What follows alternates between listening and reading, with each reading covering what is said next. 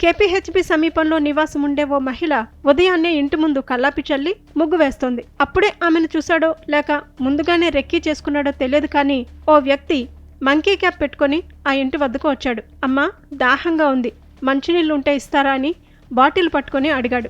పాపం ఆ మహిళ దూరం నుంచి ప్రయాణం చేసి వస్తున్నట్లున్నాడు, దాహం వేసినట్లుంది అనుకుని ముగ్గు గిన్నె వాకిట్లో ఉంచి మంచినీళ్లు తెచ్చేందుకు ఇంట్లోకి వచ్చింది. ఆమె వెంటే వెళ్లిన ఆ దుండగుడు గేటు లోపలికి వచ్చి గుమ్మం దగ్గర ఆగి కర్టెన్ తీసి లోపలికి వంగి బాటిల్ ఇస్తున్నట్లు నటించాడు.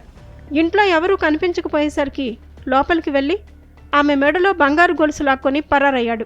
ఊహించని ఈ పరిణామానికి ఆ మహిళ కంగుతింది. అతని వెనుక ఆమె కూడా పరుగులు తీసింది. ఆ ఆగంతకుడు వెళ్తూ గేటు మూసేయటంతో ఆమె త్వరగా బయటకు వెళ్ళలేకపోయింది. ఆమె గేటు తీసుకొని వెళ్లేసరికి దొంగ కనిపించకుండా పరారయ్యాడు. ఈ దొంగ వ్యవహారం అంతా ఆ ఇంటి వద్ద ఉన్న సీసీ కెమెరాలో రికార్డ్ అయింది.